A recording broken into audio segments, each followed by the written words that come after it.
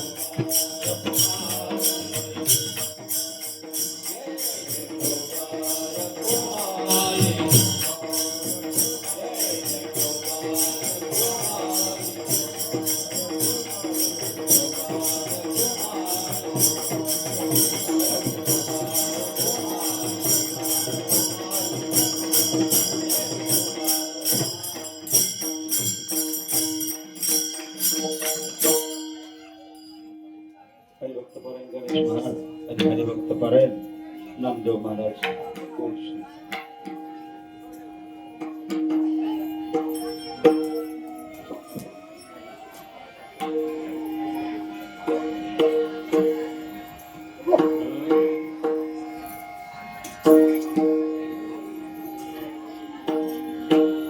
वैष्णव संगती सुखवाटी. वैष्णव संगती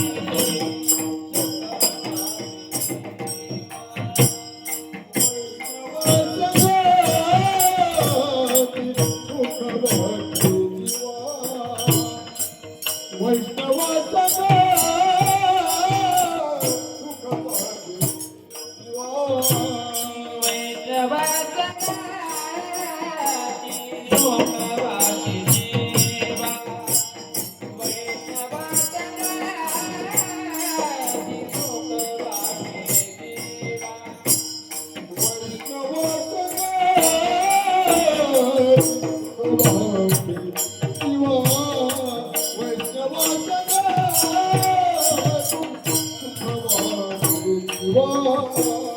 आणि कमी देवा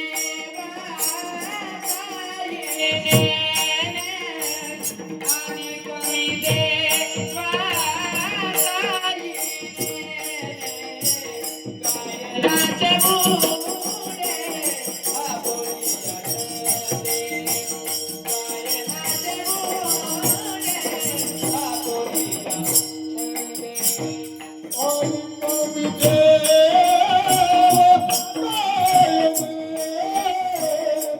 वैष्णव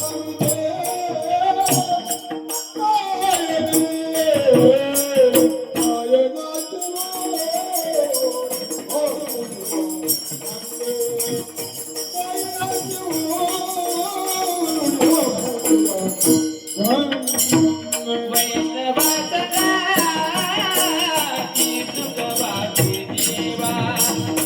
वैष्णव संगती सुखवाटी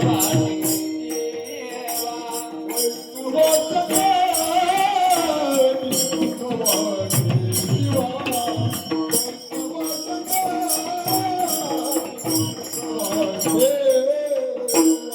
आणि कमी देवा आणि कमी देवा आणि कमी देवा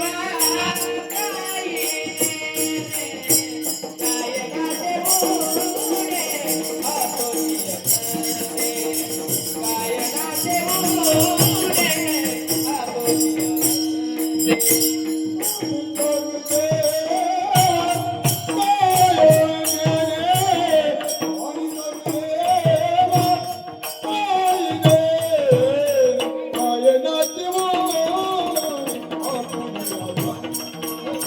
गायनाचे मुळे आबोली आनंदे.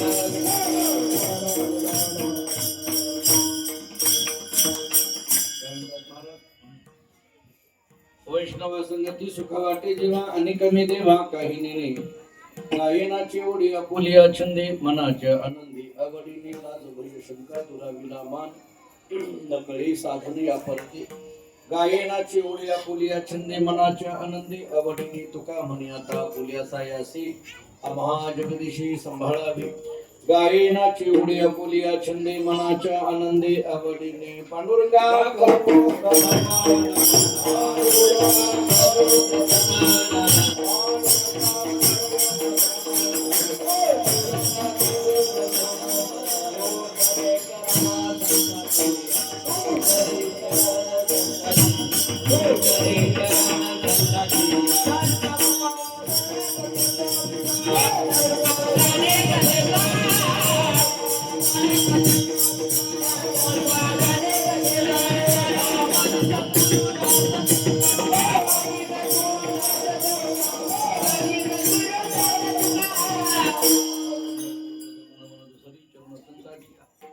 त्यांच्या कृपादाने कधीचा विस्तारू बाबाजी सद्गुरुदास तुका मस्तक हे पायावरी या वारी करी संताची हरकेली पंढरी तारिकाची आपला धामणगाव केला वैकुंठाधिपती श्री विठ्ठल सखा सोयरा जोडीला जो का भक्त विरक्त भूतवटी विख्यात हा बोधला त्या श्री संत सद्गुरु मानकोची चरणी साष्टांग मेघा केला विढाला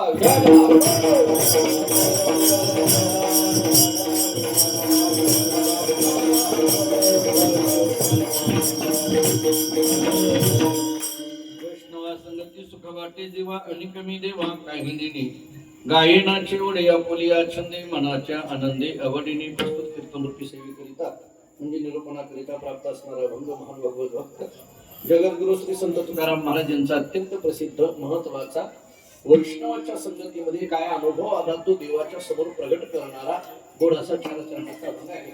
या भंगातून जगद्गुरु श्री संत तुकाराम महाराज सांगतात देवा वैष्णवा संगती सुख वाटे जीवा आणि कमी देवा काही नाही प्राप्त झालेलं सुख एकटं भोगत का इतरांना देतात इतरांना देऊ लागलो कसं गायनाची ओढे आपुलिया छंदे मनाच्या आनंदे आवडीने देवाने विचारलं असं गात असताना नाचत असताना उड्या मारत असताना व्यवहाराच्या दृष्टीने काही लज्जा भीती तुकाराम महाराजांनी सांगितलं देवा आम्ही त्याच्या पलीकडे पोहोचलो लाज भय शंका दुराविला मान नकळे साधन या परते शेवटी देवाने विचारलं तुकोबाराय एवढं सगळं जर वैष्णवाच्या संगतीमध्ये मिळालेलं असेल तर माझा काही उपयोग आहे की नाही तुकोबाराने सांगितलं देवा आहे ना काय करायचं तुका म्हणे आता आपल्या सायासे आम्हा जगदीशी सांभाळावे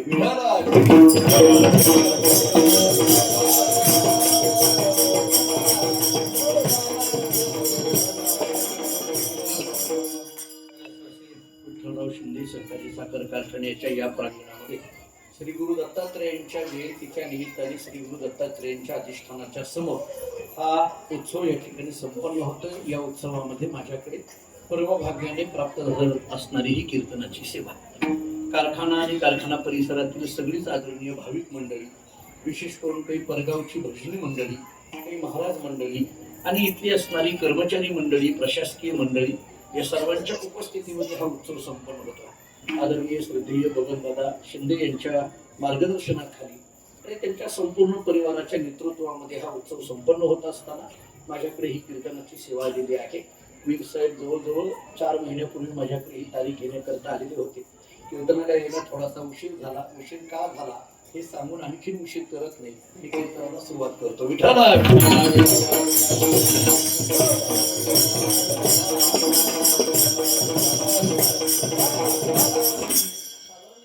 भाषा अशी आहे, तुकाराम महाराज देवाच्या समोर उभं राहून देवाची आपल्या अंतःकरणाचा काही भावना प्रकट करतात. तुकाराम महाराजांचं आणि देवाचं या अभंगामध्ये बोलणं आहे असा विचार आपल्याला करता येण्यासारखा आहे.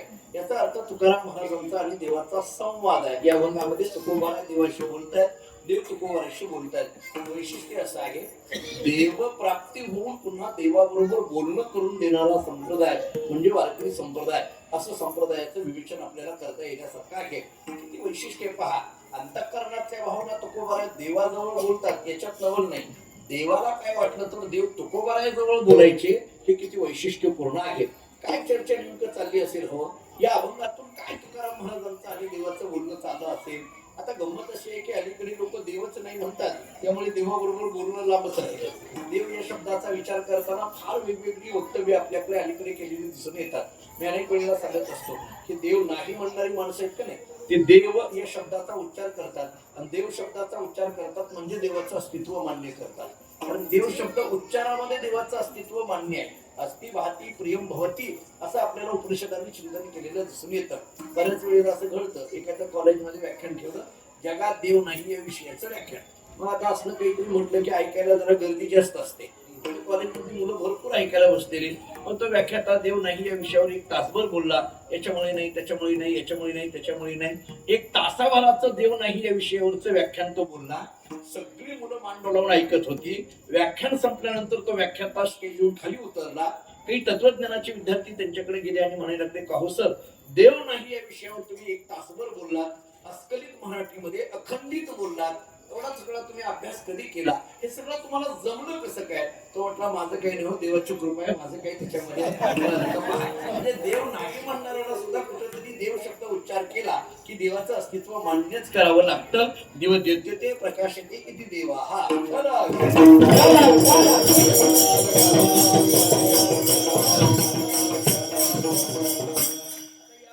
तुकाराम महाराज देवाशी बोलतायत. देवाशी बोलतात याचा अर्थ तुकाराम महाराजांचा आणि देवाचा संवाद चालू आहे.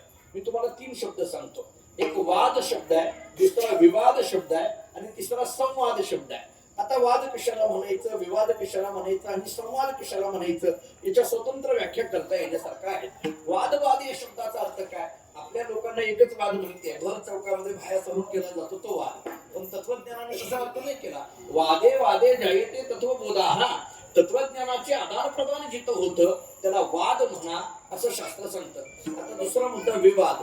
विवाद कशाला म्हणायचं? 2 व्यक्ती एके ठिकाणी बसून एकाच विषयावर जर भिन्न भिन्न मतं मांडत असतील तर त्याला विवाद म्हणा. पुन्हा एकदा व्याख्या ऐका.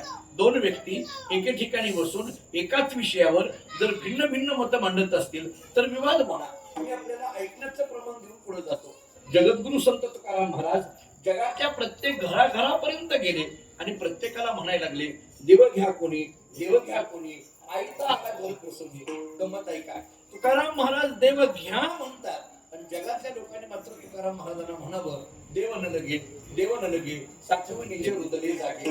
याचा अर्थ तुकाराम महाराजांनी देव घ्या म्हणावं आणि जगातल्या लोकांनी तुकाराम महाराजांना देव नको म्हणावं, यालाच म्हणायचं विवाद. विठाला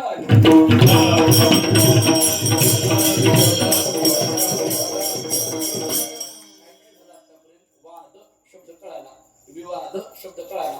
आता तिसरा शब्द आहे संवाद. आपल्याला चिंतन करायचं आहे. या अभंगामध्ये तुकाराम महाराजांचा आणि देवाचा संवाद आहे.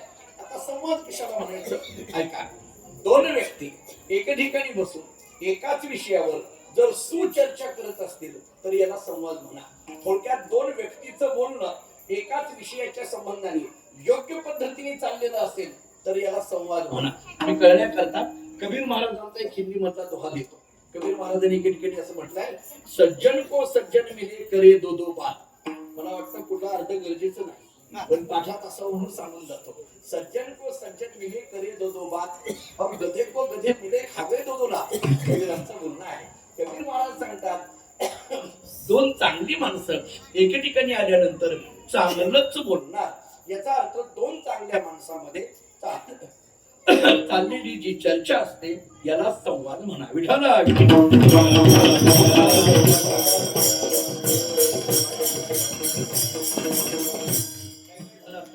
वाद कळाला, विवाद कळाला, संवाद कळाला.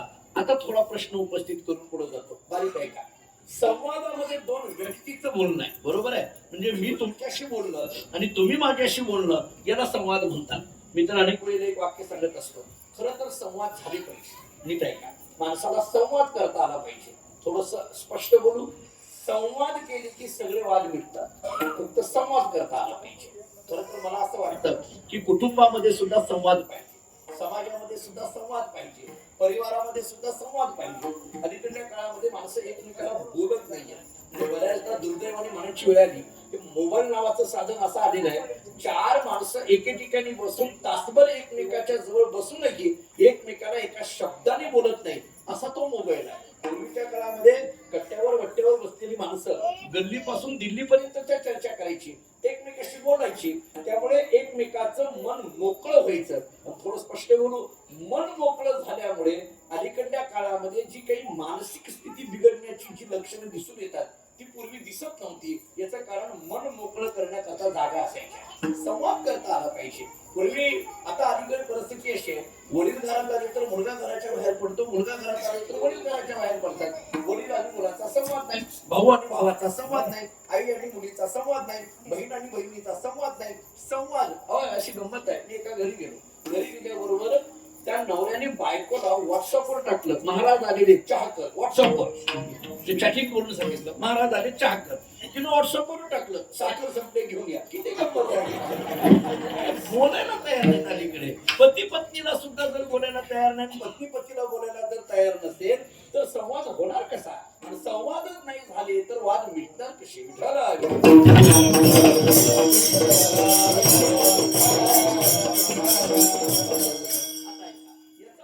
संवाद करता आला पाहिजे. तुकोबरांचे शब्द आहेत, एक तर वाद भूमिकेतून चला किंवा संवाद भूमिकेतून चला. करवावडीने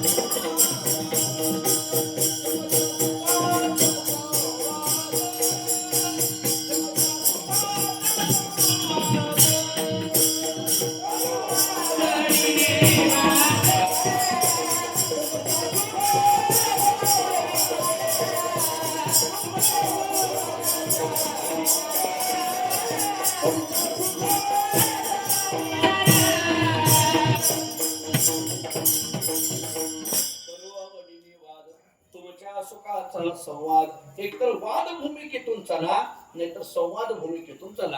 आता पुन्हा एकदा सांगतो, या अभंगामध्ये देवाचा आणि तुकाराम महाराजांचा संवाद आहे, बरोबर आहे. देवाचा आणि तुकोबरायांचा संवाद आहे. संवादामध्ये तुकोबराय देवाला बोलले पाहिजे आणि देवही तुकोबरायांना बोलला पाहिजे. पण जर या अभंगाकडे जर पाहिलं तर तुकाराम महाराज देवाला काय बोलतात हे चारही चरणात लिहिलंय, पण देव तुकोबरायांना काय बोलतोय हे कुठेही लिहिलेलं नाहीये. मग याला संवाद म्हणायचं कसं काय? संवादामध्ये तर दोघांचं बोलणं पाहिजे. तुम्ही वैष्णवा संगती इथून तुका म्हणे आता आपल्या सारे असेल तिथपर्यंत चला. या अभंगामध्ये फक्त तुकोबराय बोलतात, देव कुठेही बोलत नाही. मग याला संवाद म्हणायचं कसं काय? या प्रश्नाची मी दोन पद्धतीने उत्तर देतो. एक तत्वज्ञानातून देतो आणि एक व्यवहारातून देतो. बारीक आहे का? तत्वज्ञानामध्ये वेदांतामध्ये एखाद्या वस्तूचं ज्ञान होण्याकरिता 6 प्रमाणांचा विचार केलाय. प्रत्यक्ष प्रमाण, अनुमान प्रमाण, शब्द प्रमाण, उपमान प्रमाण, अर्थापत्ती प्रमाण आणि अनुपलब्धी प्रमाण. मला सगळी प्रमाणं सांगत राहायचं नाहीये. याच्यात अनुमान प्रमाण नावाचं एक प्रमाण आहे. अनुमान प्रमाण म्हणजे काय? एका वस्तूच्या प्रत्यक्षतेवरनं दुसऱ्याचा अंदाज लावणं याला अनुमान प्रमाण म्हटलं जातं. त्याच्याकरता नेहमीच उदाहरण शास्त्रामध्ये दिलंय. यत्र यत्र धूमः तत्र तत्र वन्येही. ज्या अर्थी धूर आहे त्या अर्थी अग्नी असला पाहिजे. एखाद्या ठिकाणी धूर दिसला तर आपण सरळ अंदाज लावून टाकतो, ज्या अर्थी धूर दिसतोय ना त्या अर्थी तिथं अग्नी असला पाहिजे. म्हणजे ज्या अर्थी धूर आहे त्या अर्थी अग्नी असला पाहिजे. किंवा दुसरं उदाहरण देतो.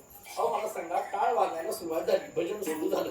टाळ वाजायला लागल्यानंतर कीर्तन सुरू झालंय हे सांगायला काही ज्योतिषाची गरज आहे का? ज्या अर्थी टाळ वाजायला लागलाय त्या अर्थी कीर्तन सुरू झालेलं आहे. याला अनुमान प्रमाण म्हटलं जातं. मला वाटतं या अनुमान प्रमाणातून या अभंगाकडे पहा. ज्या अर्थी तुकाराम महाराज देवाला बोलतात त्या अर्थी देवही तुकाराम महाराजांना बोलत असला पाहिजे. म्हणून तुकोबारांचा आणि देवाचा संवाद आहे.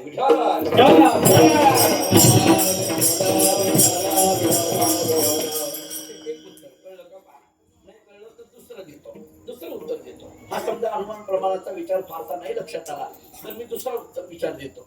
बारीक आहे का? समजा एखादा मनुष्य फोनवर बोलतोय आणि फोनवर बोलण्यामध्ये त्याचं चालू आहे की अमुक अमुक वेळेला महाराजांचं कीर्तन आहे, आपण चल बाबा जाऊ वगैरे वगैरे बोलतो. कल्पना करा, आपण तिथून निघालोय. हा मनुष्य फोनवर बोलतोय. हा फोनवर बोलणाऱ्या माणसाला आपण पाहिलं. हा फोनवर काय बोलतोय हेही आपण ऐकलं. पण मला आपल्याला विचारायचं आहे, पलीकडून याला कोण बोलतोय हे आपल्याला कळतंय का? किंवा तो तिकडून काय बोलतोय हे आपण ऐकलंय का? पण तुम्ही अंदाज काय लावला? ज्या अर्थी तिकडून कुणीतरी बोलतोय, ज्या अर्थी हा इकडून बोलतोय त्या अर्थी त्याला तिकडून कुणीतरी बोलतोय.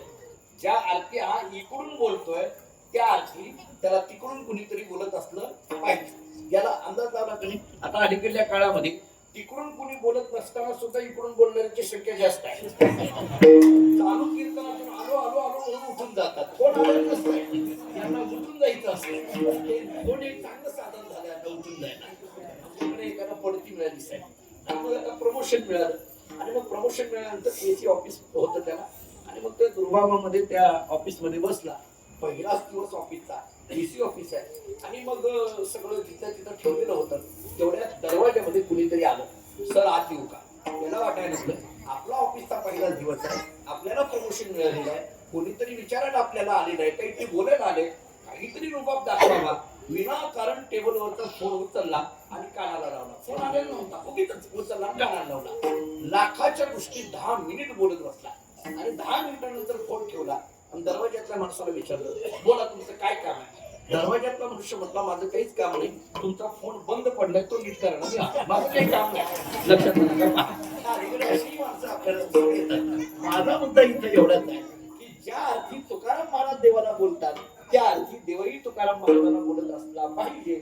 म्हणून तुकाराम महाराजांचा आणि देवाचा या अभंगात संवाद आहे. विठाला